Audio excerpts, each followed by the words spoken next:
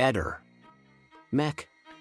Pallister. È paradossale, ma la tesi del suicidio, promulgata con la richiesta di archiviazione, era suffragata, secondo le motivazioni della procura, dal percorso di Liliana, che si avviava verso il boschetto con intento autolesionista, in ragione della compressione psicologica procurata da marito ed amante, ed al contempo dall'assenza di segni di violenza acclarata dall'autopsia. Eppure lo stesso referto medico-legale non lasciava dubbi sull'epoca della morte, 36 massimo 48 ore prima del ritrovamento, e quindi delle due l'una.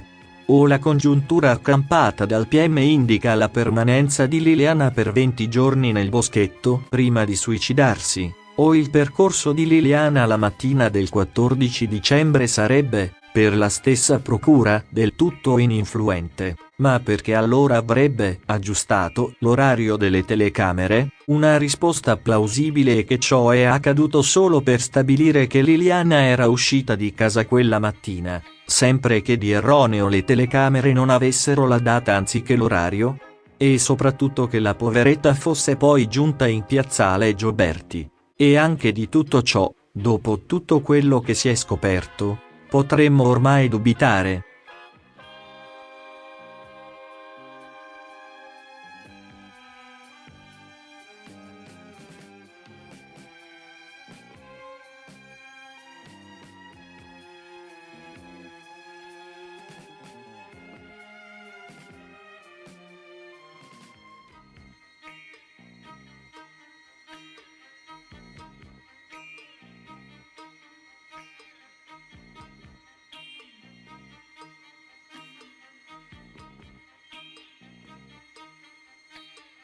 Ehi, non dimenticare di iscriverti a questo canale.